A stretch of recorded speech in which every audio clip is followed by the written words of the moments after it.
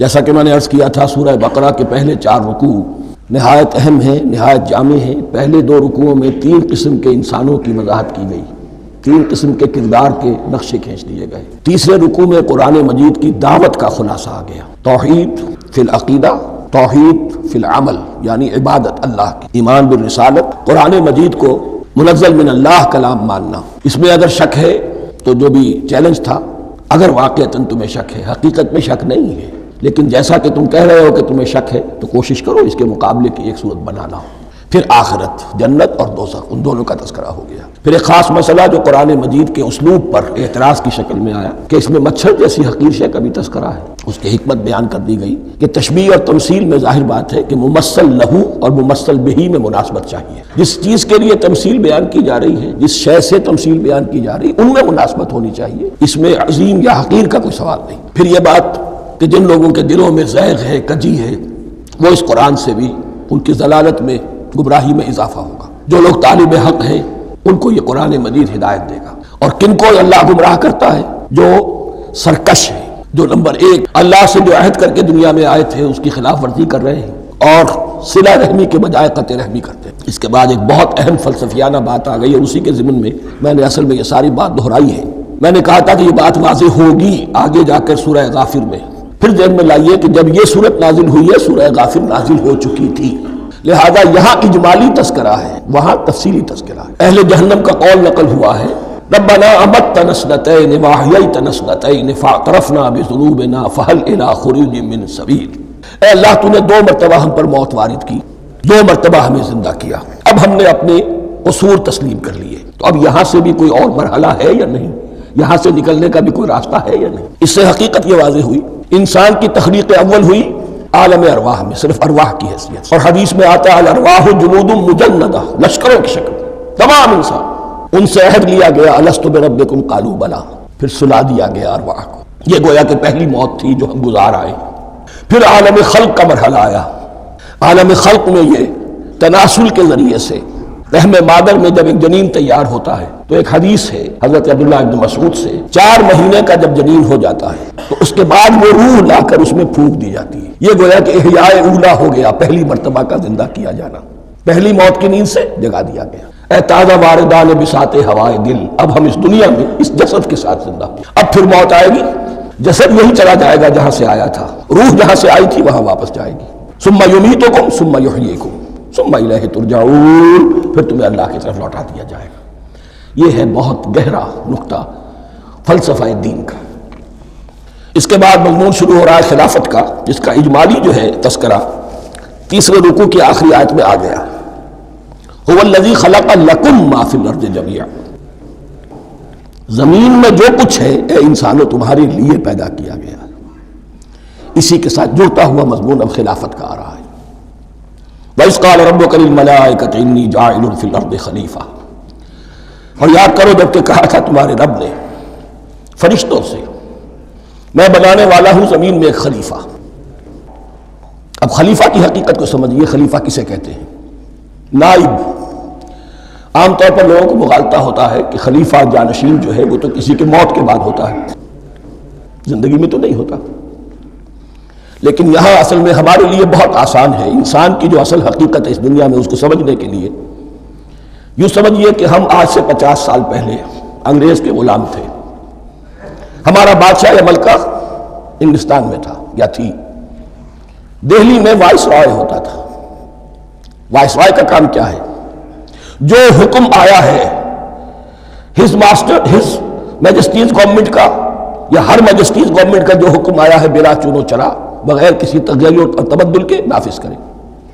ہاں جہاں کوئی حکم وہاں سے نہیں ہے تو یہاں کے حالات میں بہترین اپنی رائے قائم کرے، غور و فکر کرے، یہاں کی مصلحتیں کیا ہے، جو چیز بھی امپائر کی مصلحت میں ہو اس کے مطابق فیصلہ کر سکتا ہے۔ بین ہی یہی رشتہ ہے، اللہ ہے لیکن اللہ نے اپنے آپ کو غیب کے پردے میں چھپا لیا ہے۔ زمین پر انسان ہے، اب انسان کا کام یہ ہے جو ہدایت آ رہی ہے اللہ کی طرف سے اس پر تو بے چون و چرا عمل کرے۔ جہاں کوئی ایکسپریس ہدایت نہیں ہے، کوئی واضح ہدایت نہیں ہے، وہاں اپنے بیسٹ ججمنٹ کو ایکسرسائز کرے، اسی کا نام اجتہاد ہے۔ و فکر کرے، سوچے، اور جو بات روح دین کے زیادہ سے زیادہ مطابقت رکھنے والی ہو اس کو اختیار کر لے۔ یہی رشتہ ہے در حقیقت رشتہ خلافت کہ جو اللہ اور انسان کے مابین ہے۔ اب یہ جو دی گئی ہے یہ حیثیت تمام انسانوں کو دی گئی ہے، پوٹینشلی ہر انسان اللہ کا خلیفہ ہے، لیکن جو اللہ کا باغی ہو جائے، جو خود حاکمیت کا مدعی ہو گیا، گویا کہ وہ باغی ہے۔ اب اگر شاہ جہان بادشاہ تھا، اس کا کوئی ولی عہد تھا، اور ولی عہد جو ہے صبر نہیں کر سکتا، اپنے باپ کی زندگی ہی میں بغاوت کر دیتا ہے، حکومت حاصل کرنا چاہتا ہے، تو اب وہ کیا ہے؟ واجب القتل ہے۔ جو لوگ بھی حاکمیت کے مدعی ہو گئے، ویسے تو حقیقت واجب القتل ہے، لیکن دنیا میں مہلت دی ہے اللہ نے، یہ دارالامتحان ہے، فوراً قتل نہیں کرتا، فوراً ختم نہیں کرتا۔ وَلَوْلَا كَلِمَةٌ سَبَقَتْ مِنْ رَبِّكَ إِلَىٰ أَجَلٍ مُّسَمًّى لَقُضِيَ بَيْنَهُمْ، اگر یہ پہلے بات طے نہ ہو چکی ہوتی، ایک وقت معین تک کے لیے انہیں مہلت اللہ نے نہ دی ہوتی تو اللہ فیصلہ چکا دیتا، لیکن مہلت دی ہے۔ لیکن کم سے کم اتنی سزا ملتی ہے کہ اب وہ خلافت کے حق سے محروم کر دیے گئے، گویا کہ اب خلافت دنیا میں ہوگی خلافت المسلمین، صرف وہی شخص کہ جو اللہ کو مانے اپنا حاکم مطلق، وہ خلافت کا اہل ہے۔ تو یہ چند باتیں خلافت کی اصل حقیقت کے ضمن میں یہیں پر سمجھ لیجیے۔ وَإِذْ قَالَ رَبُّكَ لِلْمَلَائِكَةِ إِنِّي جَاعِلٌ فِي الْأَرْضِ خَلِيفَةً قَالُوا أَتَجْعَلُ فِيهَا مَن يُفْسِدُ فِيهَا وَيَسْفِكُ الدِّمَاءَ وَنَحْنُ نُسَبِّحُ بِحَمْدِكَ وَنُقَدِّسُ لَكَ۔ اور یاد کرو جب کہ تمہارے رب نے کہا تھا فرشتوں سے کہ میں زمین میں خلیفہ بنانے والا ہوں، تو انہوں نے کہا کہ کیا تو بنائے گا اس میں جو فساد مچائے گا اس میں اور خوریزی کرے گا۔ وَنَحْنُ نُسَبِّحُ بِحَمْدِكَ وَنُقَدِّسُ لَكَ، ہم آپ کی تسبیح اور تحمید اور آپ کی تقدیس میں لگے ہوئے ہیں۔ قَالَ إِنِّي أَعْلَمُ مَا لَا تَعْلَمُونَ، فرمایا میں جانتا ہوں جو تم نہیں جانتے۔ اب یہاں سوال پیدا ہوتا ہے کہ فرشتوں کو یہ گمان کیسے ہوا، یہ خیال کیسے ہوا؟ دو رائے ہیں اس میں۔ ایک تو یہ کہ انسان کی تخلیق سے پہلے اس دنیا میں جنات تھے، اور انہیں بھی کچھ اللہ نے تھوڑا سا اختیار دیا تھا، اور انہوں نے یہاں فساد مچایا۔ انہی پر قیاس کرتے ہوئے فرشتوں نے سمجھا کہ انسان بھی پھر زمین میں فساد مچائے گا، خوریزی کرے گا۔ ایک دوسری اصولی بات یہ کہی گئی ہے کہ خلافت کا لفظ جب استعمال ہوا تو اس کے معنی ہے کہ کوئی نہ کوئی اختیار بھی ملے گا۔ جنات کے بارے میں خلافت کا لفظ کہیں نہیں آیا، انسان کے بارے میں آ رہا ہے۔ خلیفہ بالکل بے اختیار نہیں ہوتا، جیسا کہ میں نے عرض کیا، جہاں واضح حکم ہے تو اس کی تو تنفیذ، جہاں نہیں ہے وہاں اپنی رائے سے جتنا بھی بہتر سے بہتر سوچ سکتا ہو انسان رائے قائم کرے۔ یہ اختیار جو ہے، ظاہر بات ہے جہاں اختیار ہوگا صحیح استعمال ہونے کا بھی امکان ہے، غلط استعمال ہونے کا بھی امکان ہے۔ اختیار تو بلکہ یہ کہ آپ کا پولیٹیکل سائنس کا تو ایکزیم یہ ہے، authority turns to corrupt and absolute authority corrupts absolutely۔ تو ٹینڈنسی کرپشن کی ہوتی ہے اختیار کے اندر، اس بنا پر انہوں نے قیاس کیا کہ اس میں فساد ہوگا، خوریزی ہوگی۔ اللہ تعالیٰ نے فرمایا اپنی حکمتوں سے میں خود واقف ہوں، میں کیوں بنا رہا ہوں یہ میں جانتا ہوں، تم نہیں جانتے۔ وَعَلَّمَ آدَمَ الْأَسْمَاءَ كُلَّهَا، اور اللہ نے سکھا دیے آدم کو تمام کے تمام نام۔ اب اس میں بھی ایک رائے تو یہ ہے، بلکہ اس میں تقریباً اجماع ہے مفسرین کا، کہ اس سے مراد ہے تمام اشیاء کے نام، اور تمام اشیاء کے نام سے مراد ہے ان کی حقیقت کا علم۔ ہیومن نالج جو ہے اگر آپ اس کا تجزیہ کریں گے تو وہ یہی ہے کہ انسان ایک چیز کو پہچانتا ہے، پھر اس کے لیے ایک نام رکھتا ہے یا کوئی ٹرم اس کے لیے قائم کرتا ہے۔ اس نام یا ٹرم اور اس کے حوالے سے، اصطلاح کے حوالے سے بہت سے حقائق کو اپنے ذہن کے اندر محفوظ کرتا ہے۔ تو گویا کہ ان علمہ آدم الاسماء کلھا، تمام نام سکھا دیے، کل مادی کائنات کے اندر جو کچھ وجود میں آنے والا تھا ان سب کی حقیقت سے پوٹینشلی حضرت آدم کو آگاہ کر دیا۔ یہ پوٹینشل علم ہے، ہیومن نالج، جو ایکوائرڈ نالج ہے، جو انسان کو سم اور بسم اور اپنے اس دماغ کے کمپیوٹر کے ذریعے سے حاصل ہوتا ہے۔ ایک ہے ریویلڈ نالج جو اللہ وحی کے ذریعے سے بھیجتا ہے، ایک ہے ایکوائرڈ نالج، انسان خود علم حاصل کرتا ہے۔ اس نے آنکھوں سے دیکھا، کان سے سنا، نتیجہ نکالا، اور اس کمپیوٹر نے اس کو پروسیس کیا، اس نتیجے کو کہیں میموری کے اندر سٹور کر لیا۔ یہ کمپیوٹر ہے بہت بڑا۔ پھر کچھ اور دیکھا، کچھ اور سنا، کچھ چھو کر معلوم ہوا، کچھ چکھ کر معلوم ہوا، کچھ سونگھ کر معلوم ہوا، کوئی اور نتیجہ نکلا، اسے وہ پاس میموری کے ساتھ اس کو ٹیلی کیا اور نتیجہ نکالا۔ اس طرح رفتہ رفتہ ان السمع والبصر والفؤاد کل اولئک کان عنہ مسئولا، یہ ایکوائرڈ نالج تین چیزوں سے انسان کو حاصل ہو رہا ہے، سماعت، بصارت اور یہ عقل، جو فائدہ اخذ کرتی ہے، جو اس کو پروسیس کرتی ہے، اس تمام جو سینس ڈیٹا اس کو مہیا ہوتا ہے سینس آرگنز کے ذریعے سے۔ یہ علم ہے جو پوٹینشلی حضرت آدم کو دے دیا گیا، اس کی ایکسفولیشن ہو رہی ہے، اب درجہ بدرجہ وہ علم پھیل رہا ہے، بڑھ رہا ہے، اور بڑھتے بڑھتے کہاں تک پہنچے گا ہم کچھ نہیں کہہ سکتے، کہاں سے کہاں پہنچ گیا انسان۔ اس نصف صدی کے اندر علم انسانی میں جو ایکسپلوژن ہوا ہے، میں اور آپ اس کا تصور تک نہیں کر سکتے۔ اکثر بڑے بڑے جو سائنسدان ہیں انہیں تصور نہیں ہے، اس لیے کہ ایک شخص اپنی لائن فزکس کے بارے میں جانتا ہے کیا کچھ ہو گیا، یا فزکس کی بھی کسی شاخ کے بارے میں جانتا ہے، باقی دوسری جو لائن ہے اسے کچھ پتہ نہیں۔ اسپیشلائزیشن کا دور ہے، لہذا جو ایکسپلوژن کہا جائے، دھماکہ ہوا ہے علم کا، اس کا کوئی اندازہ نہیں ہے ہمارے پاس، اور کس تیزی کے ساتھ وہ چیز آگے بڑھ رہی ہے، کس تیزی کے ساتھ ایک چیز آج جو ایجاد ہوئی چند دنوں کے اندر اندر اس کے بعد اس کا نیا کوئی ورژن آ جاتا ہے اور یہ چیز جو ہے آبسولیٹ ہو جاتی ہے۔ کمیونیکیشن کے اندر جو انقلاب عظیم برپا ہوا، تو آپ یہ سمجھیے کہ اقبال نے جو شعر کبھی کہا تھا کہ عروج آدم خاکی سے انجم سہمے جاتے ہیں کہ یہ ٹوٹا ہوا تارا مہ کامل نہ بن جائے، اور یہ مہ کامل بنے گا کب؟ جب دجال کی شکل اختیار کرے گا۔ دجال کون ہوگا؟ جو ان تمام قواعد طبیعہ کے اوپر قابو پا لے گا، جب چاہے گا جہاں چاہے گا بارش برسائے گا، رزق کے تمام خزانے اپنے ہاتھ میں لے لے گا، جو اس کے اوپر ایمان لائے گا اسی کو ملے گا، کسی اور کو نہیں ملے گا، اس کی آواز پوری دنیا میں سنائی دے گی، وہ چند دنوں کے اندر پوری دنیا کا چکر لگا لے گا۔ یہ ساری چیزیں جو حدیث میں دجال کے بارے میں آئی ہیں وہی اسی علم آدم، ایکوائرڈ نالج کے اس حد کو پہنچ جانا کہ وہ ٹوٹل مسٹریز نیچر کی جو ہے وہ اس پر منکشف ہو جائے، اور ان قواعد طبیعہ کو وہ ہارنس کر لے، قابو میں لے آئے اور انہیں استعمال کرے۔ کبھی جب ہمارے کسی بہت 200-300ویں کوئی پیڑھی میں کوئی ہمارے جد امجد ہوں گے جنہوں نے کوئی چٹان دیکھی کہ گری، پتھر پر پتھر ٹکرایا تو آگ اس میں سے شعلہ نکلا، اس کا یہ مشاہدہ کافی ہو گیا آگ پیدا کرنے کے لیے، پتھروں کو ٹکراؤ آگ پیدا کر لو۔ یہ اس دور کی سب سے بڑی ایجاد تھی، آگ، انرجی۔ اب وہ انرجی کہاں سے کہاں پہنچی، وہ آگ نے بھاپ کی شکل اختیار کی، پھر ہم نے بجلی ایجاد کی، اور کب کیا ہے ایٹمک انرجی ہے، اور نبل کیا کیا ہے، واللہ اعلم۔ ان تمام چیزوں کا تعلق ہے خلافت ارضی کے ساتھ، لہذا فرشتوں کو جو بتایا گیا وہ یہ ہے کہ آدم کو علم بھی دیا جا رہا ہے، صرف اختیار ہی نہیں دیا جا رہا، علم دیا جا رہا ہے۔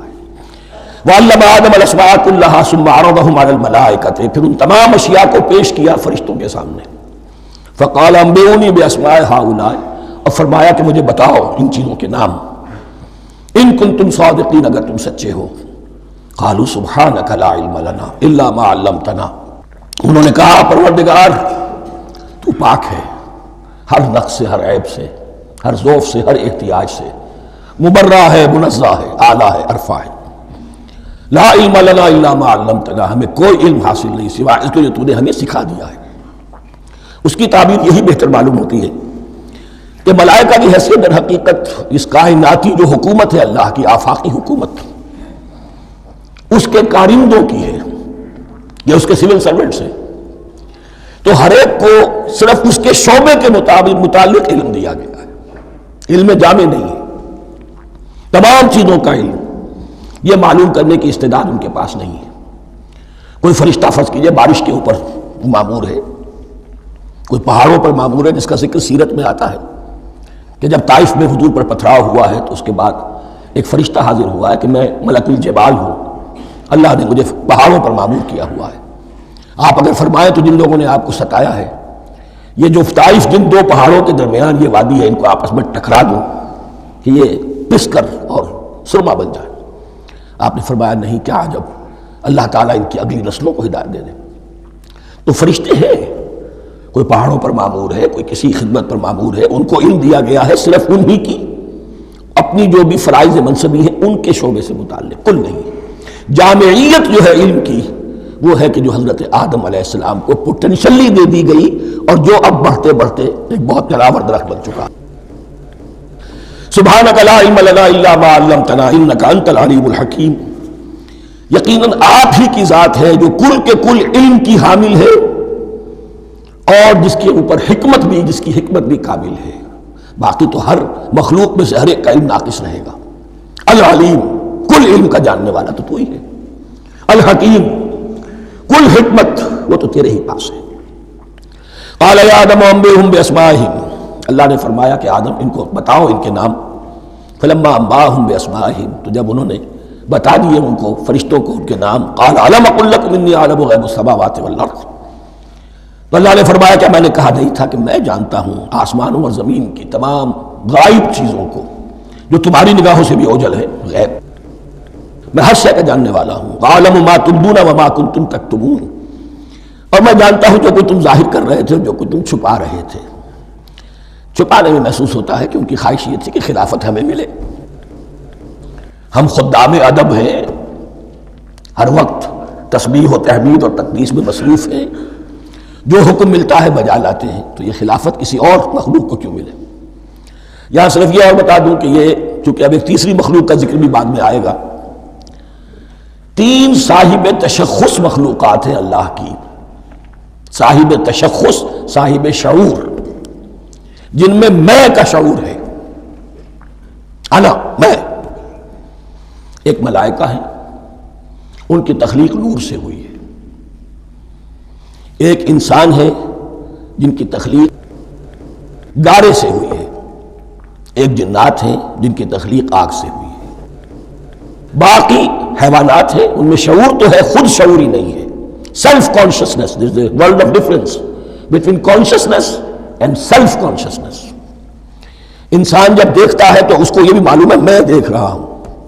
کتا بلہ دیکھتا ہے، اسے یہ اندازہ نہیں ہوتا کہ میں دیکھ رہا ہوں. دیکھنے کا ایک نتیجہ ہے جو نکل آتا ہے، لیکن میں کا وجود نہیں ہے. یہ انا، سیلف، ایگو، یہ انسان میں ہے، جنات میں ہے، شعور میں، اور فرشتوں میں ہے. ایک نوری مخلوق، ایک ناری مخلوق، ایک زمین کے اس کرسٹ میں یہ جو مٹی اور گارے، مٹی کا اور پانی کا جو ملغوبہ ہے گارے کی شکل میں، اس سے بنا ہے. قال يا آدم انبئهم باسمائهم فلما انباهم باسمائهم قال الم اقل لكم اني اعلم غيب السماوات والارض واعلم ما تبدون وما كنتم تكتمون واذ قلنا للملائكه اسجدوا لآدم فسجدوا الا ابلیس. اور یاد کرو جب کہ ہم نے کہا فرشتوں سے سجدہ کرو سب کے سب آدم کو، جھک جاؤ آدم کے سامنے. فسجدوا، ان سب نے سجدہ کیا، الا ابلیس، سوائے ابلیس کے. پہلی بات تو یہ سمجھیے کہ تمام ملائکہ کے سجدے کی ضرورت کیا تھی. کیا یہ صرف تعظیماً تھا؟ اور تعظیماً اگر تھا تو کیا آدم خاکی کی تعظیم تھی یا کسی اور شے کی تعظیم تھی؟ مکی صورتوں میں یہ بات 2 جگہ واضح کی گئی ہے. فَإِذَا سَوَّيْتُهُ وَنَفَخْتُ فِيهِ مِن رُوحِي فَقَعُوا لَهُ سَاجِدِينَ. جب میں اس آدم کی تخلیق مکمل کر لوں اور اس میں اپنی روح میں سے پھونک دوں، تب گر پڑنا اس کے سامنے سجدے میں. تعظیم اگر ہے تو آدم خاکی کی نہیں ہے، اس کے اندر جو ڈیوائن ایلیمنٹ ہے، جو ڈیوائن سپارک ہے، جو روح ربانی ہے، میری روح، اس کی ہے. اور نمبر 2، اس کی حکمت کیا ہے، علت کیا ہے، غرض و غایت کیا ہے؟ جیسا کہ میں نے عرض کیا، اس کائنات کی اس حکومت کے کارندے تو وہ ہیں.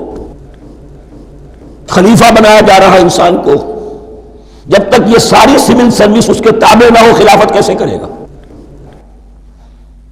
دیکھیے میں جانا چاہتا ہوں، چوری کرنے کے لیے جانا چاہتا ہوں، راستے میں کتنے فیکٹرز ہوں گے، کتنے فزیکل فینومینا ہوں گے. میں چلنا چاہتا ہوں، میں زمین کو دھکیلتا ہوں، زمین مجھے دھکیلتی ہے، زمین مجھے نہ دھکیلے تو میں کیسے چلوں گا؟ یہ پوری کائنات جو ہے، یہ جب ہم کوئی ارادہ کرتے ہیں اور کوئی فیل کرتے ہیں تو اس فیل کے پورے ہونے میں، اس کے ظہور میں نہ معلوم کون کون سے ایلیمنٹس ہیں، کون کون سی فورسز آف دی نیچر ہیں جو ہمارے ساتھ موافقت کرتی ہے تو ہم وہ کام کر سکتے ہیں. اور ان سب پر فرشتے مامور ہیں، ہر ایک کی اپنی ڈومین ہے. اگر وہ تابع نہ ہو تو خلافت کی کوئی معنی نہیں. خلافت دی گئی ہے، یہ ادھر جانا چاہتا ہے جانے دو، یہ نماز کے لیے مسجد میں جانا چاہتا ہے، جانے دو. یہ چوری کے لیے نکلا ہے، نکلنے دو. اس لیے کہ اس کو جو اختیار دیا گیا ہے، اس کے اختیار کے استعمال میں یہ تمام جو قوتیں ہیں وہ اس کے ساتھ موافقت کرتی ہیں، تب اس کا کوئی ارادہ، وہ اچھا ہو یا برا، وہ پایہ تکمیل کو پہنچ سکتا ہے. یہ گویا کہ سبارڈینیشن اس کے لیے سمبل کہ تمام فرشتوں کو جھکا دیا گیا. البتہ اس آیت میں ایک مغالطہ پیدا ہوتا ہے، الا ابلیس، سوائے ابلیس کے. مغالطہ یہ پیدا ہوتا ہے کہ شاید وہ بھی فرشتہ تھا، اس لیے کہ حکم تو فرشتوں کو دیا گیا تھا. پھر نوٹ کیجئے اس سے پہلے، بہت پہلے سورہ کہف نازل ہو چکی ہے، اور سورہ کہف میں فرما دیا گیا ہے کان من الجن ففسق عن امر ربی، وہ جن تھا بس اس نے سرکشی کی اپنے رب کے حکم سے. فرشتے کی شان یہ نہیں ہے، وہ اللہ کے کسی حکم کی سرتابی نہیں کرتا. لا یعصون اللہ ما امرہم ویفعلون ما یؤمرون، وہ اللہ کے کسی حکم کی نافرمانی نہیں کرتے اور جو حکم ملتا ہے بجا لاتے. یہ جنات کے اندر اختیار تھا، جیسے اختیار انسانوں کو دیا گیا ہے. جنات میں نیک بھی ہیں، بد بھی ہیں، اعلیٰ بھی ہیں، ادنا بھی ہیں، جیسے انسانوں میں. لیکن یہ عزازیل جو جن تھا، علم اور عبادت دونوں کے اعتبار سے بہت بلند ہو گیا تھا، اور یہ فرشتوں کا یوں سمجھیے کہ ہم نشین، فرشتوں کے ساتھ اس طور سے شامل. جیسے بہت سے انسان بھی اگر اپنی بندگی میں، زہد میں، عبادت میں، نیکی میں ترقی کریں تو ان کا ملائے اعلیٰ کے ساتھ، عالم ارواح کے ساتھ، عالم ملائکہ کے ساتھ ایک رابطہ قائم ہوتا ہے. اسی طریقے سے وہ جو عزازیل تھا، جن ہونے کے باوجود اپنی نیکی، عبادت، پارسائی اور اپنے علم میں فرشتوں سے بہت آگے تھا. اس لیے معلم الملکوت کی شکل اختیار کر چکا تھا. اس کو اپنی زون تھا. یہ بات جیسا کہ میں نے عرض کیا 7 مرتبہ قرآن میں یہ بات آئی ہے، قصہ ابلیس و آدم، کہ فرشتوں کو حکم ہوا کہ سجدہ کرو، سب جھک گئے، ابلیس نے سجدے سے انکار کر دیا 7 مرتبہ. یہ 7ویں مرتبہ ہے جو ہم پڑھ رہے ہیں. مصحف میں پہلی مرتبہ آ رہا ہے، ترتیب نزول میں 7ویں مرتبہ آ رہا ہے. یہ آدم و ابلیس کا قصہ اس سے آگے سورہ اعراف میں آئے گا، پھر سورہ ہجر میں آئے گا، سورہ بنی اسرائیل میں آئے گا، سورہ کہف میں آئے گا، سورہ طٰہٰ میں آئے گا، سورہ صاد میں آئے گا. 6 مرتبہ مکی قرآن میں، 1 مرتبہ یہاں. تو یہاں اشارہ نہیں کیا، اس لیے مغالطہ ہو سکتا ہے. لیکن یہ کہ سورہ کہف میں آپ کو بتا چکا ہوں کان من الجن ففسق عن امر ربی، اس نے اپنے رب کے حکم سے سرتابی. ابلیس اس کا صفاتی نام ہے اب، اس لیے کہ اب لس یبلسو کے معنی ہوتے ہیں مایوس ہو جانا. یہ اللہ کی رحمت سے بالکل مایوس ہے، اور مایوس جو ہو جائے وہ شیطان ہو جاتا ہے. اب میرا تو چھٹکارا نہیں ہے، جتنوں کو برباد کر سکوں کروں، میری تو عاقبت خراب ہو چکی ہے، جتنوں کو اپنے ساتھ، ہم تو ڈوبے ہیں سنم، تم کو بھی لے ڈوبیں گے. اب وہ شیطان اس معنی میں کہ انسان کی عداوت اس کی گھٹی میں پڑ گئی. اس نے اللہ سے پھر اجازت بھی لی کہ مجھے مہلت دے دے، یوم یبعثون، قیامت تک کے دن کے لیے، تو میں ثابت کر دوں گا کہ یہ آدم اس رتبے کا حقدار نہ تھا، مستحق نہ تھا جو اسے دیا گیا. انا خیر منہ، میں اس سے بہتر ہوں. خلقتنی من نار وخلقتہ من طین، تو نے مجھے آگ سے بنایا، اسے گارے سے بنایا. لیکن یہ تکبر ہے در حقیقت کہ جس نے اسے راندہ درگاہ حق کر دیا. وَإِذْ قُلْنَا لِلْمَلَائِكَةِ اسْجُدُوا لِآدَمَ فَسَجَدُوا إِلَّا إِبْلِيسَ أَبَىٰ وَاسْتَكْبَرَ. ابا، اس نے انکار کیا، واستكبر، اور تکبر کیا، استکبار کیا. وَكَانَ مِنَ الْكَافِرِينَ. کانا عربی زبان میں 2 طرح کا ہوتا ہے، تامہ، ناقصہ. ایک معنی یہ ہو سکتے ہیں کہ ہو گیا، اب اپنے اس استکبار اور انکار کی وجہ سے کانا من الکافرین، وہ کافروں میں سے ہو گیا. ایک کانا تامہ ہوتا تھا ہی کافروں میں سے، یعنی اس کے اندر سرکشی چھپی ہوئی تھی، اب ظاہر ہو گئی. یہ معاملہ ہوتا ہے، کسی شخص کی بدنیت ہی اس کے اوپر پردے پڑے رہتے ہیں نیکی کے، زہد کے، کسی خاص وقت میں آ کر وہ ننگا ہو جاتا ہے، اور جو اس کے اندر تھا اصل، اس کی حقیقت، وہ سامنے آ جاتی ہے. اس کا امکان ہے. تو دونوں معنی اس کے ہو سکتے ہیں. وَقُلْنَا يَا آدَمُ اسْكُنْ أَنْتَ وَزَوْجُكَ الْجَنَّةَ، اور ہم نے کہا کہ اے آدم رہو تم اور تمہاری بیوی جنت میں. اب یہ جنت کون سی ہے؟ اکثر حضرات کے نام کر کے نزدیک یہ جنت کہیں آسمان ہی میں تھی، آسمان ہی میں حضرت آدم کی تخلیق ہوئی. البتہ یہ سب مانتے ہیں کہ ایک وہ جنت الفردوس جو ہے جس میں جانے کے بعد پھر واپس نکلنے کا کوئی امکان نہیں، یہ وہ جنت نہیں ہے. جس میں کہ آخرت میں لوگوں کو جا کر داخل ہونا ہے، اس میں داخل ہونے والے کے نکلنے کا کوئی امکان نہیں۔ ایک رائے یہ بھی ہے، میرا رجحان اس رائے کی طرف ہے، تخلیق آدم اسی زمین پر ہوئی ہے، وہ جن مراحل سے گزری ہے تخلیق وہ ایک علیحدہ مسئلہ ہے۔ بایولوجی اور وحی دونوں اس پر متفق ہیں کہ مٹی سے، کرسٹ آف دی ارتھ سے انسان بنا ہے، اس پر اتفاق ہے، قرآن کا بھی اور بایولوجی کا بھی، جدید علم الحیوانات کا بھی، علم الحیات کا۔ سٹیجز کیا ہیں اس میں اختلاف ہو سکتا ہے، اس کو چھوڑ دیجئے، وہ اس وقت کا بحث نہیں۔ یہی کسی اونچے مقام پر کوئی سرسبز و شاداب علاقہ تھا جہاں حضرت آدم کو رکھا گیا، جہاں ہر طرح کے میوے تھے، ہر شے، لا تظمأ فیہا ولا تضحیٰ، نہ اس میں بھوک لگے گی، نہ دھوپ تمہیں ستائے گی، ہر طرح کی چیز تمہیں فراہم ہے۔ وہاں رکھے گئے ہیں صرف ایک ڈیمانسٹریشن کے لیے کہ انہیں نظر آ جائے کہ شیطان میرا دشمن ہے، وہ مجھے ورغلائے گا، طرح طرح سے میرے اندر وسوسہ اندازی کرے گا، میرے اور میری اولاد کے، صرف ایک ڈیمانسٹریشن۔ اس کی مثال یوں سمجھیے کہ سلیکشن تو ہو گیا، سی ایس پی گریڈ میں کوئی شخص آ گیا ہے، لیکن اب وہ سول سروس اکیڈمی میں رکھا جا رہا ہے۔ تو یہ کوئی اکیڈمی ہو سکتا ہے اسی زمین پر ہو، صرف بتانا یہ تھا کہ تمہیں معلوم ہو جائے کہ یہ شیطان تمہارا دشمن ہے۔ اس لیے کہ اس میں جو ایک لفظ حبوط کا آ رہا ہے، وہ حبوط صرف ایک ہی معنی میں نہیں ہوتا، دوسری معنی میں بھی ہے، اللہ عالم۔ یہ چیزیں پھر متشابہات میں رہیں گی، اس لیے ان کے بارے میں کوئی ایک رائے دوسری رائے، اس کے لیے ذہن سے، عقل سے بات کر کے ایک یا دوسری رائے اختیار کر سکتے ہیں۔ وَقُلْنَا يَا آدَمُ اسْكُنْ أَنْتَ وَزَوْجُكَ الْجَنَّةَ، اور ہم نے کہا کہ رہو اے آدم تم بھی اور تمہاری بیوی بھی باغ میں، اس باغ میں، الجنہ، اس باغ میں، گویا کہ اشارہ کیا جا رہا ہے۔ وَكُلَا مِنْهَا رَغَدًا حَيْثُ شِئْتُمْ، اور کھاؤ اس میں سے با فراغت جہاں سے چاہو، ہر طرح کا پھل ہے کھاؤ۔ وَلَا تَقْرَبَا هَٰذِهِ الشَّجَرَةَ، یہاں پہ اس درخت کا نام نہیں دیا گیا، اشارہ اس درخت کے قریب مت جانا۔ فَتَكُونَا مِنَ الظَّالِمِينَ، تو تم ظالموں میں سے ہو جاؤ گے، تم حد سے گزرنے والوں میں سے ہو جاؤ گے۔ اب اس کی بھی حکمت سمجھیے کہ چونکہ ڈیمانسٹریشن کرانی ہے کہ تمہیں کسی چیز سے، ہزار چیزیں مباح ہیں دنیا میں، چند چیزیں پینے کی حرام ہیں، اب تم اگر ان ہزار مباح چیزوں کو چھوڑ کر حرام چیز کو پیتے ہو تو یہ تمہارا اختیار ہوا، جبکہ اللہ تعالیٰ نے مباحات کا دائرہ بہت وسیع رکھا ہے، جس سے چاہو چند رشتے ہیں جو بیان کر دیے گئے یہ حرام ہے، محرمات ہے، ابدیہ ہیں، ان سے تو شادی نہیں ہو سکتی، باقی کسی مسلمان عورت سے دنیا کے کسی کونے میں وہ شادی کر سکتے، کروڑوں کے آپشنز آپ کے لیے خالی کھلے ہیں، لیکن پھر بھی انسان شادی نہ کرے، زنا کرے، یہ گویا کہ اس کی اپنی خباثت نفس ہے۔ ایک نہیں، دو دو، تین تین، چار چار تک شادی کرو، اجازت ہے تمہیں۔ تو اس اعتبار سے مباحات، اب یہ پورا باغ تمہارے لیے مباح ہے، بس ایک درخت ہے اس کے پاس نہ جانا، اور درخت کا نام لینے کی کوئی ضرورت نہیں، تو آزمائش تھی نا، صرف ایک آزمائش اور اس کی ڈیمانسٹریشن۔ فَأَزَلَّهُمَا الشَّيْطَانُ عَنْهَا، تو پھسلا دیا ان دونوں کو شیطان نے اس درخت کے بارے میں۔ اب وہ کس کس طریقے سے پھسلایا، یہ بھی جیسا کہ میں نے عرض کیا 6 مرتبہ چونکہ یہ قصہ آ چکا ہے، اس کی آپ کو سورہ طٰہٰ میں تفصیل ملے گی، کس کس طریقے سے پھسلایا اور اس بات کے لیے تیار کیا۔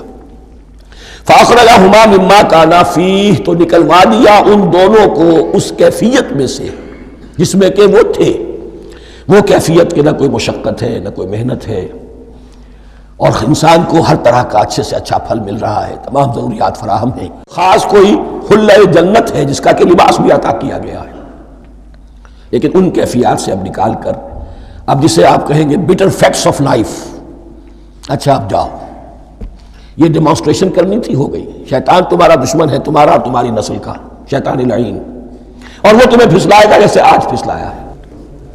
تم آگاہ رہنا اس کی شرارتوں سے، ان الشیطان لکم عدو فاتخذوہ عدوا، یہ شیطان تمہارا دشمن ہے، اسے اپنا دشمن ہی سمجھو، لیکن یہ ہے کہ اگر کچھ لوگ اسے دوست بنا لیں، اس کے ایجنٹ بن جائیں، اس کے کارندے بن جائیں، یہ ان کا چوائس ہے جس کی سزا انہیں ملے گی۔ فَأَخْرَجَهُمَا مِمَّا كَانَا فِيهِ وَقُلْنَا اهْبِطُوا بَعْضُكُمْ لِبَعْضٍ عَدُوٌّ، اور ہم نے کہا اترو، تم سب ایک دوسرے کے دشمن ہو گئے۔ اب یہ چونکہ جمع کا صیغہ آیا ہے، ایک دوسرے کے دشمن ہو گئے، تو ایک دشمنی تو شیطان اور آدم اور ذریت آدم کی ہے، ایک اور دشمنی بھی ہے جو انسان میں مرد اور عورت کے مابین ہے، عورت بھی پھسلاتی ہے، غلط راستے پر ڈالتی ہے، مرد عورتوں کو گمراہ کرتے ہیں، عورتیں مردوں کو گمراہ کرتی ہیں۔ قرآن مجید میں کہا گیا یا ایھا الذین آمنوا ان من ازواجکم واولادکم عدوا لکم فاحذروہم، اہل ایمان چوکنے رہو، چوکس رہو، تمہاری بیویوں اور اولاد میں سے تمہارے دشمن ہیں، بچ کر رہو، کیپ الرٹ، کہیں ان کی محبت تمہیں راہ حق سے منحرف نہ کر دے۔ تم ایک اچھا کام کرنا چاہتے ہو، بیوی رکاوٹ بن گئی، بیوی کو اچھا کام کرنا چاہتی ہے، شوہر رکاوٹ بن گیا، تو یہ محبت نہیں ہے، یہ عداوت ہے۔ اس حوالے سے بعضکم لبعض عدو وَلَكُمْ فِي الْأَرْضِ مُسْتَقَرٌّ وَمَتَاعٌ إِلَىٰ حِينٍ، اور تمہارے لیے اب زمین میں مستقر ہے، جائے قیام ہے اور متاع ہے، ضرورت کی چیزیں ہیں ہم نے فراہم کر دی ہیں، اِلَىٰ حِينٍ، لیکن ایک وقت معین تک کے لیے، یہ ابدی نہیں ہے، ایک وقت آئے گا یہ بساط ہم لپیٹ دیں گے۔ یوم نطوی السماء کطی السجل للکتب، جس دن کہ ہم تمام فضاؤں کو، تمام خلاؤں کو، تمام آسمانوں کو اس طرح لپیٹ لیں گے جیسے کتابوں کا تمار لپیٹ لیا جاتا ہے۔ ایک وقت آئے گا، یہ تخلیق الی اجل مسمى ہے، الی حین ہے۔ فتلقى آدم من ربہ کلمات فتاب علیہ، تو سیکھ لیے، حاصل کر لیے آدم نے اپنے رب سے کچھ کلمات، تو اللہ نے ان کی توبہ قبول کر لی۔ اب اس کی وضاحت سورہ اعراف میں ہے، یہ تو چونکہ پس منظر میں وہ 2/3 قرآن موجود ہے، اس کی وضاحت کیا ہے کہ حضرت آدم میں سخت پشیمانی پیدا ہوئی ہے، میں نے کیا کیا، مجھ سے خطا سرزد ہو گئی، اللہ کے حکم کی میں نے خلاف ورزی کی، لیکن ان کے پاس الفاظ نہیں تھے کن الفاظ میں اللہ سے استغفار کریں، کن الفاظ میں اللہ سے معافی چاہیں۔ اللہ کی رحمت یہ ہوئی کہ اللہ نے الفاظ انہیں خود تلقین فرما دی۔ یہ اللہ کی شان رحیمی ہے۔ اصل شے جو ہے وہ انسان کے اندر گناہ پر ندامت کا پیدا ہو جانا ہے، یہ اصل توبہ ہے۔ علامہ اقبال نے جو بڑی اپنی آغاز عنفوان شباب میں جو اشعار کہے تھے، ان میں سے ایک شعر کو سن کر پھڑک اٹھے تھے اس وقت کے اساتذہ بھی، موتی سمجھ کے شان کریمی نے چن لیے قطرے جو تھے میرے عرق انفعال کے۔ انفعال کہتے ہیں شرمندگی کو، شرمندگی سے میری پیشانی پر جو پسینے کے قطرے نمودار ہو گئے، میرے پروردگار کو وہ اتنے عزیز ہوئے، اس نے انہیں موتی کی طرف چن لیا۔ موتی سمجھ کے شان کریمی نے چن لیے قطرے جو تھے میرے عرق انفعال کے۔ تو فتلقى آدم من ربہ کلمات، ان پر پچھتاوا ہوا، ندامت ہوئی، اللہ نے انہیں الفاظ، وہ الفاظ کیا تھے وہ سورہ اعراف میں ہیں، ربنا ظلمنا انفسنا وان لم تغفر لنا وترحمنا لنکونن من الخاسرین، اے اللہ ہم نے اپنی جانوں پر ظلم کیا ہے، اور اگر تو نے ہمیں بخش نہ دیا اور رحم نہ فرمایا تو ہم تو خسارہ والوں میں ہو جائیں گے، تباہ ہو جائیں گے، برباد ہو جائیں گے۔ یہی پر فوری تقابل موجود ہے۔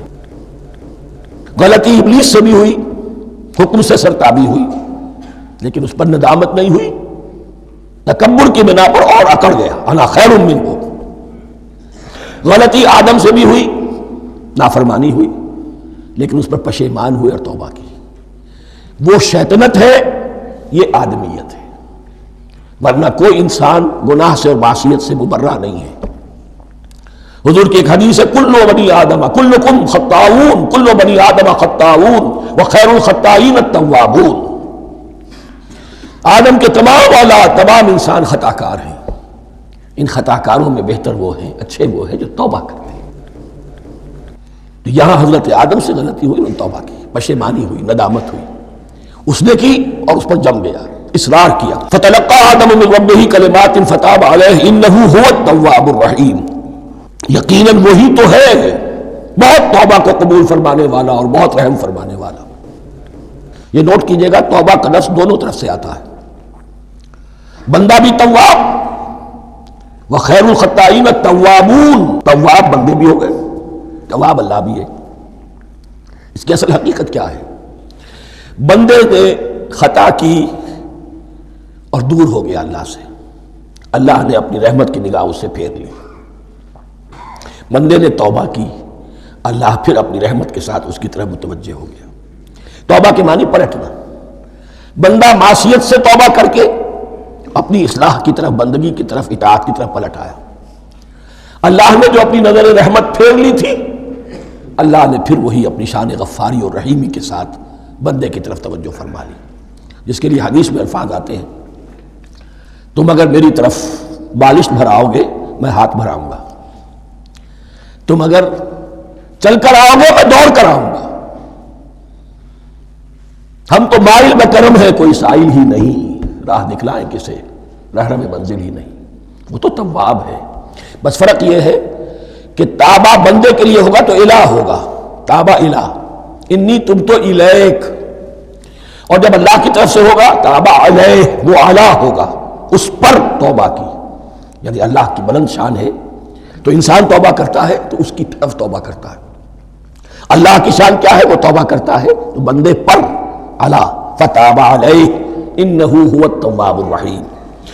قل اہبطوا منہا جمیعا، ہم نے کہہ دیا اتر جاؤ اس سے تم سب کے سب، فَإِمَّا يَأْتِيَنَّكُم مِّنِّي هُدًى، اب یہاں لفظ آیا اہبطوا، یہاں بھی پہلے بھی آیا ہے۔ جو حضرات یہ سمجھتے ہیں کہ تخلیق آدم آسمانوں پر ہوئی ہے اور جنت بھی وہ آسمان میں ہے جہاں رکھے گئے تھے، آزمائشی یا ٹریننگ یا ڈیمانسٹریشن والی جنت، وہ یہاں حبوط کا ترجمہ کریں گے کہ آسمان سے زمین پر اترنے کا حکم دیا گیا۔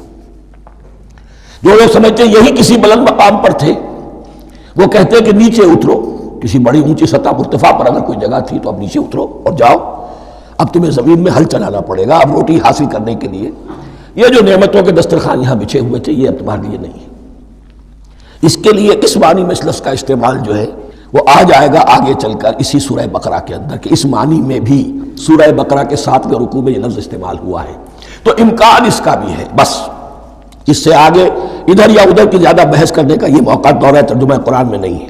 قُلْ اهْبِطُوا مِنْهَا جَمِيعًا فَإِمَّا يَأْتِيَنَّكُم مِّنِّي هُدًى فَمَن تَبِعَ هُدَايَ فَلَا خَوْفٌ عَلَيْهِمْ وَلَا هُمْ يَحْزَنُونَ، تو جب بھی آئے گی تمہارے پاس میری جانب سے کوئی ہدایت، تو جو کوئی میری ہدایت کی پیروی کرے گا اس کے لیے نہ خوف ہوگا اور نہ وہ حزن سے دوچار ہوگے۔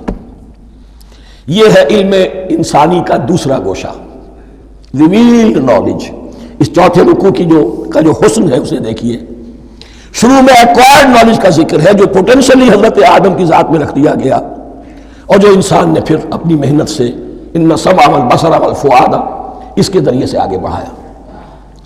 یہ علم ہے چل رہا ہے، آج مغربی اقوام ہم سے بہت آگے ہیں، کبھی ایک زمانے میں مسلمان آگے نکل گئے تھے، لیکن ظاہر بات ہے کہ اس دنیا میں عروج تو انہی کو ہوگا جو ان چیزوں میں سب سے زیادہ جس کی آگہی حاصل ہوگی۔ البتہ ایک علم وہ ہے جو آسمان سے نازل ہوتا ہے، یہ گیون ہے، ریویلڈ نالج ہے، یہ وحی ہے۔ فَإِمَّا يَأْتِيَنَّكُم مِّنِّي هُدًى، تمہارے مقام خلافت کا تقاضا یہ ہے جو احکام ہمارے آئے، جو ہدایات ہم بھیجیں ان کو تو پوری طریقے سے اس کی پیروی کرو۔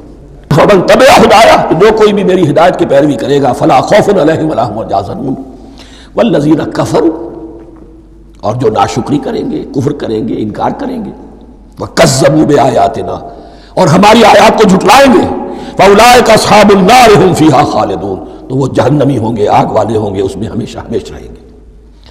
یہ ہے گویا کہ چارٹر، اس نوع انسانی کو جو ابدی چارٹر اللہ نے دیا ہے، جبکہ زمین کا چارج دے دیا گیا خلیفہ کی حیثیت سے۔ یہاں یہ 4 رکوع جو ہے سورہ بقرہ کے جو میں نے عرض کیا تھا، قرآن کی دعوت، قرآن کا بنیادی فلسفہ، اس پر یہ جام ہے، اور یہ مکی صورتوں کے مضامین کا خلاصہ۔ اب یہاں سے شروع ہو رہا ہے 5ویں رکوع سے، مسلسل 10 رکوع، مسلسل خطاب ہے بنی اسرائیل سے۔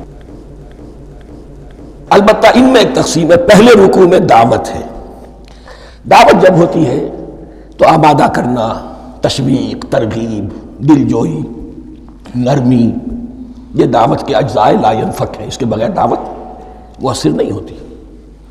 لہذا ان 7 آیات میں یہ یوں سمجھیے کہ ان 10 رکوعوں کے لیے یہ بمنزلہ فاتحہ ہے، جیسے سورہ فاتحہ 7 آیتوں کی، ایسے ہی اس دعوت سابقہ امت مسلمہ کو دعوت دی جا رہی ہے۔ تو کس طرح دی جا رہی ہے؟ یہ کون تھے؟ یہ بھی مسلمان ہی تو تھے نا، کافر تو ہو گئے حضور کا انکار کر کے، ورنہ وہ موسیٰ کے ماننے والے، شریعت ان کے پاس، بڑے بڑے علماء ان میں، علم کا چرچا ان میں سب کچھ تھا، ان کو دعوت دی جا رہی ہے۔ لیکن میں اس لیے آپ کو چاہتا ہوں، اس کو توجہ دلا رہا ہوں، آج اگر مسلمانوں میں جو غافل ہو گئے، اپنی حقیقت کو بھول گئے، اپنے فرض منصبی سے غافل ہو گئے، دنیا کے اور قوموں کی طرح کی ایک قوم بن کر رہ گئے۔ اگر کوئی ایک داعی گروہ کھڑا ہو، کوئی جماعت، کوئی فرد، اور اس سے جماعت بنے، تو ظاہر بات ہے سب سے پہلے اسے اسی امت کو دعوت دینی ہوگی، اس لیے کہ دنیا تو اسلام کو پہچانے گی اس امت کے حوالے سے۔ فزیشین ہیل تھائی سیلف، پہلے یہ تو ٹھیک ہو، یہ کہیں پر صحیح اسلام کا نمونہ پیش کرے تو دنیا کو دعوت دے سکو گے، آؤ دیکھو یہ ہے اسلام۔ اس لیے ان کو جو دعوت دینے کا اسلوب ہونا چاہیے وہ عکس ہوگا اس اسلوب کا جو ان 7 آیات میں ہمارے سامنے آ رہا ہے۔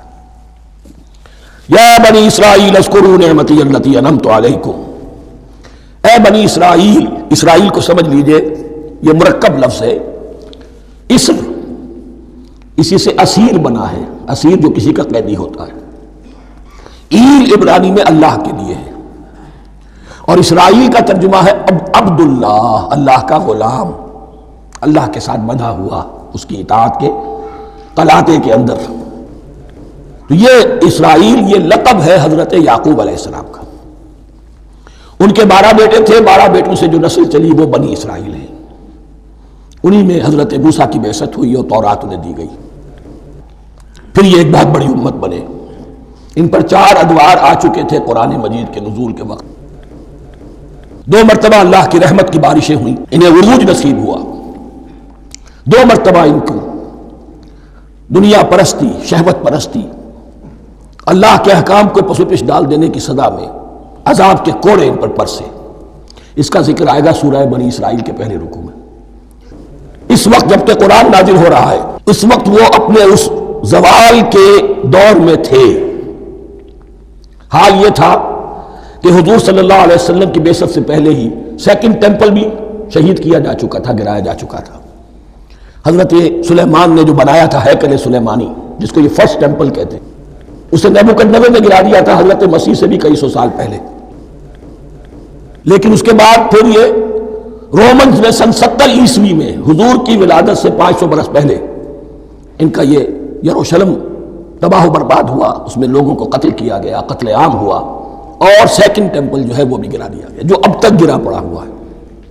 صرف ایک ویلنگ وال ہے جس کے پاس جا کر یہودی جو ہے ماتم کر لیتے ہیں، روتے ہیں، اور اب وہ بنانے پر تلے ہوئے ہیں اپنا 3rd ٹیمپل، اس کے نقشے بن چکے ہیں، بلو پرنٹ بن چکے ہیں۔ لیکن بہرحال جس وقت قرآن نازل ہو رہا تھا یہ بہت ہی پستی میں تھے۔ اس کے بارے میں فرمایا، اے بنی اسرائیل ذرا یاد کرو میرے اس انعام کو جو تم پر ہوا۔ وہ انعام کیا ہے؟ میں نے تمہیں اپنی کتاب دی، نبوت سے سرفراز فرمایا، اپنی شریعت تمہیں عطا فرمائی، تمہیں داؤد، تمہارے اندر داؤد اور سلیمان جیسے بادشاہ اٹھائے جو بادشاہ بھی تھے، نبی بھی تھے۔ وَأَوْفُوا بِعَهْدِي، اور میرے وعدے کو پورا کرو تاکہ میں بھی اپنے وعدے کو پورا کروں۔ یہ وعدہ ہے جو کتاب استثناء جو ہے اولڈ ٹیسٹمنٹ کی، ڈیوٹرانومی، اس کے 18ویں باب کی آیت نمبر 18 اور 19 میں ہے۔ حضرت موسیٰ سے خطاب کر کے اس میں اللہ نے یہ الفاظ فرمائے، میں ان کے بھائیوں میں سے تیرے مانند ایک نبی برپا کروں گا اور اس کے منہ میں اپنا کلام ڈالوں گا، اور وہ وہی کچھ بتائے گا جو میں اس سے کہوں گا۔ یہ گویا کہ حضرت موسیٰ علیہ السلام کی امت کو بتایا جا رہا تھا کہ نبی آخر الزماں آئیں گے اور تمہیں انہیں قبول کرنا ہے۔ قرآن مجید میں اس کا بڑا تفصیلی ذکر سورہ اعراف میں آئے گا انشاءاللہ۔ لیکن یہاں فرمایا اوفوا بعہدی اوف بعہدکم، تم میرا عہد پورا کرو، میرے اس نبی کو تسلیم کرو، اس پر ایمان لاؤ، اس پر کی صدا پر لبیک کہو، تو میں تمہیں میرے انعام و اکرام اور بڑھتے چلے جائیں گے۔ وَإِيَّايَ فَارْهَبُونِ، اور صرف مجھ سے ڈرو۔ وَآمِنُوا بِمَا أَنزَلْتُ مُصَدِّقًا لِمَا مَعَكُمْ، اور ایمان لاؤ اس پر جو میں نے نازل کیا ہے، جو تمہارے پاس جو تورات ہے اس کی تصدیق کرتے ہوئے آیا ہے۔ اس کے 2 معنی ہے، ایک تو قرآن تصدیق کرتا ہے تورات کی اور انجیل کی، فیہا ھدی و نور، فیہ ھدی و نور، اور دوسرے یہ کہ قرآن اور محمد صلی اللہ علیہ وسلم ان پیشین گوئیوں کے مصداق بن کر آئے ہیں جو تورات میں تھی، ورنہ وہ پیشین گوئیاں جھوٹی ثابت ہوتی۔ ان کے مصداق کون ہے؟ قرآن اور محمد صلی اللہ علیہ وسلم، یہ دونوں معنی اس کے ہیں۔ وَآمِنُوا بِمَا أَنزَلْتُ مُصَدِّقًا لِمَا مَعَكُمْ وَلَا تَكُونُوا أَوَّلَ كَافِرٍ بِهِ، اور دیکھو تم ہی سب سے پہلے ان کا کفر کرنے والے نہ بن جاؤ، تمہیں تو سب کچھ معلوم تھا، تم تو منتظر تھے، تم تو آخری نبی کے انتظار میں تھے اور ان کے حوالے سے دعائیں کیا کرتے تھے کہ اللہ اس نبی آخری زمان کے واسطے سے ہماری مدد فرما اور کافروں کے مقابلے میں ہمیں فتح عطا فرما۔ یہ آئے گا آگے چل کر اسی سورہ بقرہ کے اندر۔ لیکن اب تم ہی سب سے بڑھ کر کافر ہو گئے، تم ہی سب سے بڑھ کر دشمن ہو گئے۔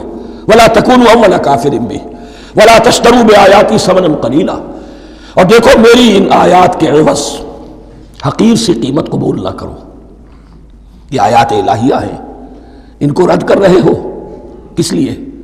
ہماری مسندیں، ہماری حیثیت، ہماری چودراہٹیں، کہیں ان پر کوئی آنچ نہ آ جائے۔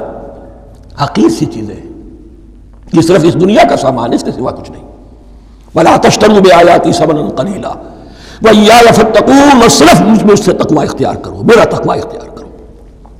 وَلَا تَلْبِسُوا الْحَقَّ بِالْبَاطِلِ وَتَكْتُمُوا الْحَقَّ وَأَنْتُمْ تَعْلَمُونَ، اور نہ گڈمڈ کرو حق کے ساتھ باطل کو، اور مت چھپاؤ حق کو، درا حالے کہ تم جانتے ہو۔ یہ بات اچھی طرح نوٹ کرنی ہے، جانتے بوجھتے کرنا، ایک ہے مغالطے میں کرنا، وہ ضلالت ہے، گمراہی ہے۔ ایک جان بوجھ کر کرنا، حق کو پہچان کر اسے رد کرنا، یہ پھر اللہ تعالیٰ کے غضب کو دعوت دینا ہے، ریت آف اللہ، اس کی غضب کو دعوت دینا ہے کہ حق کو پہچان کر اس کی نفی کی جائے۔ وَأَنْتُمْ تَعْلَمُونَ، علماء یہود قرآن مجید میں آگے چل کر آئے گا، ایسے پہچانتے تھے محمد کو اور قرآن کو جیسے اپنے بیٹوں کو، یعرفونہ کما یعرفون ابناہم، ایسے پہچانتے جیسے اپنے بیٹوں۔ وَأَقِیمُوا الصَّلَاةَ وَآتُوا الزَّکَاةَ، دیکھو نماز قائم کرو، زکوٰۃ ادا کرو۔ وَارْکَعُوا مَعَ الرَّاکِعِینَ، اور جھکنے والوں کے ساتھ جھکو۔ یہ اول تو رکوع کو انہوں نے اپنے ہاں سے خارج کر دیا تھا، ثانیاً باجماعت نماز ان کے ہاں ختم ہو گئی تھی۔ وَارْکَعُوا مَعَ الرَّاکِعِینَ، جماعت باجماعت نماز کی طرف اشارہ ہے۔ أَتَأْمُرُونَ النَّاسَ بِالْبِرِّ وَتَنْسَوْنَ أَنفُسَكُمْ، کیا تم لوگوں کو نیکی کا حکم دیتے ہو، تقویٰ کی، پارسائی کی تعلیم دیتے ہو؟ میں کہہ رہا ہوں نا کہ اصل میں مخاطب کون ہے؟ علماء یہود۔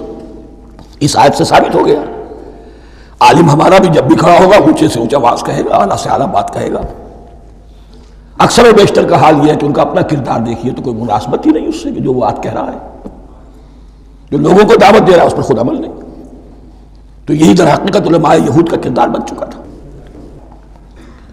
أَتَأْمُرُونَ النَّاسَ بِالْبِرِّ وَتَنْسَوْنَ أَنفُسَكُمْ، کیا تم لوگوں کو نیکی کا حکم دیتے ہو اور خود اپنے آپ کو بھول جاتے ہو؟ وَأَنْتُمْ تَتْلُونَ الْكِتَابَ، اور یہ سب کچھ تم کر رہے ہو اس حال میں کہ کتاب پڑھتے بھی ہو، تورات پڑھتے ہو، صاحب تورات ہو۔ ہمارے بھی بہت سے علماء کا، علماء سو جنہیں ہم کہتے ہیں، حال یہ ہو چکا ہے، خود بدلتے نہیں قرآن کو بدل دیتے ہیں، ہوئے کس درجہ فقیہان حرم بے توفیق۔ جو صورتحال ہے صرف قرآن کا متن بچا ہوا ہے، اس کے مفہوم میں، اس کی تفسیر میں، اس کے ترجمے میں تو تحریفیں موجود ہیں، بڑی بڑی تحریفیں موجود ہیں، متن بچا ہوا ہے، وہ اس لیے کہ اللہ تعالیٰ نے اس کی حفاظت کا ذمہ لیا ہے۔ وَاسْتَعِینُوا بِالصَّبْرِ وَالصَّلَاةِ، اور مدد حاصل کرو دو چیزوں سے، صبر اور نماز۔ یہ صبر کا لفظ یہاں پر بہت قیمتی ہے، بہت بامانی ہے۔ علماء سو کیوں وجود میں آتے ہیں؟ جب وہ دنیا کے کتے بن جائیں گے تو وہ دین کو بدنام کرنے والے ہوں گے۔ بظاہر دینی مناسب ہیں لیکن اصل میں ان کے پردے میں دنیا داری کی جا رہی ہے، صبر نہیں، بس صبر کے ساتھ اور نماز کے ساتھ۔ اس لیے کہ آپ صحیح راستے پر آئیں گے۔ اگر کوئی عالم دین لوگوں پر تنقید کرے گا، لولا ینہاہم الربانیون والاحبار، کیوں نہیں روکتے ان کے علماء اور ان کے اولیاء اور صوفیاء ان کو حرام کھانے سے اور جھوٹ بولنے سے؟ اگر کوئی شخص روکے گا اس کو پھر نذرانے تو نہیں ملیں گے، اس کی خدمتیں تو نہیں ہوگی۔ اگر تو دنیا میں صبر اختیار کرنا ہے تب تو آپ حق بات کہہ سکتے ہیں، اور اگر دنیاوی ایمبیشنز ہیں تو پھر آپ کو کہیں نہ کہیں کمپرومائز کرنا پڑے گا۔ وَاسْتَعِینُوا بِالصَّبْرِ وَالصَّلَاةِ، صبر اور نماز۔ وَإِنَّهَا لَكَبِیرَةٌ، اور یقیناً یہ بہت بھاری شے ہے، بہت بھاری شے ہے۔ عام طور پر خیال یہ ہے کہ انہا کی ضمیر صرف صلاۃ کی طرف جاتی ہے، نماز بہت بھاری ہے۔ ایک رائے یہ ہے کہ نہیں، یہ پورے طرز عمل کی طرف جا رہی ہے۔ یہ طرز عمل کہ خود صبر کرو، اس دنیا میں صبر کرو، دنیا اور دنیا کے متعلقات میں کم سے کم پر قانے ہو جاؤ اور حق کا بول بالا کرنے کے لیے میدان میں آ جاؤ، یہ طرز عمل۔ اور اس میں پھر نماز، الصلاۃ عماد الدین، وَإِنَّهَا لَكَبِيرَةٌ إِلَّا عَلَى الْخَاشِعِينَ، یہ یقیناً بہت بھاری چیز ہے، یہ روش، یہ رویہ بھی بہت بھاری اور نماز بھی بہت بھاری ہے، سوائے ان خشوع رکھنے والوں کے، ڈرنے والوں کے، جن کے دل جھک گئے ہیں اللہ کے سامنے، الَّذِينَ يَظُنُّونَ أَنَّهُم مُّلَاقُو رَبِّهِمْ، جنہیں یہ یقین ہے کہ انہیں اپنے رب سے ملاقات کرنی ہے، جیسا کہ میں نے شروع میں توجہ دلائی تھی، وَبِالْآخِرَةِ هُمْ يُوقِنُونَ، یہ ایمان بالآخرت ہے جو انسان کو سیدھا رکھتا ہے عمل کے میدان میں۔ الذین یظنون انہم ملاقو ربہم وانہم الیہ راجعون، اور جنہیں یہ یقین ہے کہ بالآخر اسی کی طرف ہمیں لوٹنا ہے۔ بارک اللہ لی ولکم فی القرآن العظیم ونفعنی وإیاکم بالآیات والذکر۔ جی خوش آمدید دوستو، امید کرتا ہوں ویڈیو آپ نے پوری دیکھی ہوگی اور آپ کو پسند بھی آئی ہوگی۔ جیسا کہ آپ جانتے ہیں کہ ہم نے کچھ دنوں سے تفسیر القرآن یعنی بیان القرآن کے نام سے ایک سلسلہ شروع کیا ہے، اور ماشاءاللہ اس کا ہمیں بہت زبردست رسپانس مل رہا ہے، کچھ لوگ اس کو بہت زیادہ پسند کرتے ہیں، اور مومن کی نشانی بھی یہی ہونی چاہیے کہ اس کو قرآن مجید سے لگاؤ ہو، قرآن مجید کے احکامات اور قرآن کی تلاوت، اس کے معانی، اس کی تفاسیر، ان سب چیزوں میں اس کی جو ہے نا انٹرسٹ ہو۔ اگر آپ کو میوزک اچھا لگے اور جب آپ میوزک سنتے ہیں اور آپ کے دل کو سکون اس سے ملتا ہو اور آپ میں مستی آتی ہو، اور جب قرآن کی کوئی آیت یا اس کی کوئی ویڈیو آپ کے سامنے آتی ہے اس کو آپ سکپ کر جاتے ہیں، تو یہ سچویشن بڑی خطرناک ہوتی ہے۔ اس سچویشن سے اپنے آپ کو بچائے رکھنا یہی ایک کامل مومن کی نشانی ہونی چاہیے۔ تفسیر کے بارے میں ہم نے پچھلی ویڈیوز میں بھی بات کی کہ تفسیر کی لغوی معنی ہے الابانۃ والاظہار، یعنی اظہار کرنا۔ جس طرح قرآن مجید کی ایک آیت آپ کے سامنے رکھ دی جائے تو اگر آپ اس کی لغوی معنی جاننا چاہیں گے یا اس کی آپ عربی ترجمہ دیکھیں گے تو بات تو آپ کو کچھ سمجھ میں آئے گی، لیکن اس طریقے سے آپ کے سمجھ میں نہیں آئے گی جس طرح اس کا حق ہے یا جس طرح اس کا آپ کے اندر لازم ہونا ضروری ہے۔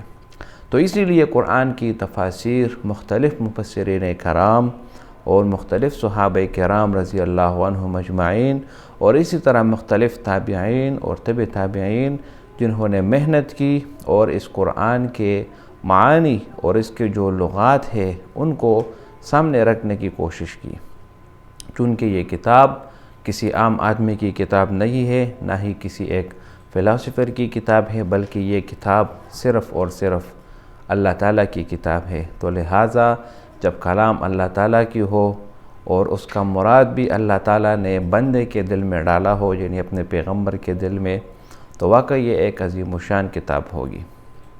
جب رسول اللہ صلی اللہ علیہ وسلم پر ابتدائی وحی نازل ہوئی اور جب رسول اللہ صلی اللہ علیہ وسلم پر نزول قرآن ہوا تو جتنے بھی کفار مکہ تھے اور مشرکین مکہ تھے وہ رسول اللہ صلی اللہ علیہ وسلم کا مذاق اڑانے لگے۔ کبھی کہتے کہ یہ قرآن نعوذ باللہ رسول اللہ صلی اللہ علیہ وسلم نے اپنے آپ سے بنایا، کبھی یہ کہتے کہ یہ رسول اللہ صلی اللہ علیہ وسلم کسی نعوذ باللہ کسی شیطان سے سیکھتے ہیں، کبھی یہ اعتراض کرتے اور کبھی یہ بات بناتے کہ یہ رسول اللہ صلی اللہ علیہ وسلم کسی شاعر کا کلام ہمیں پڑھاتے ہیں۔ ان سب باتوں پر قرآن مجید نے زبردست رد فرمایا۔ قرآن میں اللہ تعالیٰ فرماتے ہیں وَمَا هُوَ بِقَوْلِ شَاعِرٍ، یہ کسی شاعر کا کلام نہیں ہے، اور اسی طرح دوسری جگہ اللہ تعالیٰ فرماتے ہیں وَلَا بِقَوْلِ کاہن، یہ کسی کاہن کا بھی قول نہیں ہے۔ کاہن اس آدمی کو بولتے ہیں جو آپ کے ہاتھ کے ریکھے دیکھ کر اور آپ کے اثرات دیکھ کر آپ کا مستقبل کے بارے میں آپ کو کچھ معلومات دیتے ہیں، یا ستاروں کو دیکھ کر اور ان ستاروں سے آپ کو علم غیب دینے کی کوشش کرتا ہے، جو کہ سراسر کفر اور شرک ہے، کیونکہ علم غیب آنے والے وقت کا علم صرف اور صرف اللہ تعالیٰ کو معلوم ہے، اور اللہ تعالیٰ کے سوا کسی کو علم غیب کے بارے میں یقین نہیں، نہ ہی کسی کو علم ہے اس کے بارے میں۔ تو جتنے بھی اعتراضات رسول اللہ صلی اللہ علیہ وسلم پر ہوئے، قرآن مجید نے اس کا صاف انکار کیا، اور آخر میں اللہ تعالیٰ فرماتے ہیں تنزیل من رب العالمین، کہ یہ قرآن نازل ہوا رب العالمین کی طرف سے۔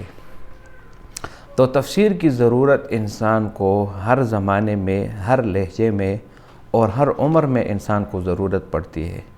اگر آپ اس قرآن کو صرف نازلے کی حد تک پڑھیں گے تو ٹھیک ہے، آپ کو ثواب تو مل جائے گا، لیکن جس مقصد کے لیے یہ قرآن بھیجا گیا اور جس مقصد کے لیے اس قرآن کا نزول ہوا، وہ مقصد آپ کو ہرگز حاصل نہیں ہوگا۔ تو یہی وجہ ہے کہ ہم مسلمان آج کل اس دنیا میں جو پیچھے رہ رہے ہیں، جتنے بھی ہمارے زوال کا وجہ ہے، اس کی سب سے بڑی وجہ یہی ہے کہ ہم نے اللہ تعالیٰ کے احکامات اور قرآن مجید کو ہم نے مؤخر کر دیا۔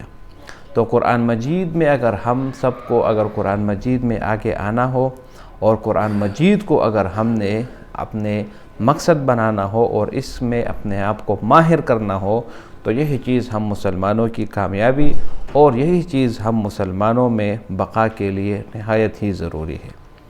تو جس طرح قرآن مجید کی سورہ بقرہ میں جو سب سے پہلا مضمون تھا وہ مسلمانوں کے بارے میں تھا، یعنی مومنین وہ لوگ ہیں جو ایمان لاتے ہیں اللہ پر اور روز آخرت پر، جو آسمانی کتابیں جو پچھلی نازل ہوئی ان پر، جو رسول اللہ صلی اللہ علیہ وسلم پر نازل ہوئی ان پر، اور بے شک یہی لوگ کامیابی پانے والے ہیں۔ تو سب سے پہلے مضمون مومنوں کے متعلق ہوئی، اور اس کا آغاز بھی ابتدائی آیت سے ہوئی، یعنی اللہ تعالیٰ فرماتے ہیں ھدی للمتقین، کہ یہ ہدایت ہے پرہیزگاروں کے لیے۔ اس کے بعد ان الذین کفروا سواء، یہاں سے جو ہے نا کفار مکہ اور کافرین اور مشرکین، ان کا بیان شروع ہوا ہے کہ وہ لوگ ہیں کہ اگر آپ ان کو ڈراؤ یا ان کو نہ ڈراؤ، یہ ایمان لانے والے نہیں۔ تو مشرک کہتے ہیں شرک کرنے والے کو، اور قرآن میں جگہ جگہ شرک کرنے کی، یعنی شرک سے منع کرنے کی تلقین ہوئی ہے۔ قرآن میں اللہ تعالیٰ فرماتے ہیں ان اللہ لا یغفر ان یشرک بہ ویغفر ما دون ذلک لمن یشاء، اللہ تعالیٰ ہرگز شرک کو معاف نہیں کرتے، لیکن اگر شرک کے علاوہ کوئی اور گناہ ہے تو اللہ تعالیٰ جس کو چاہے اس کے لیے معاف فرما دیتے۔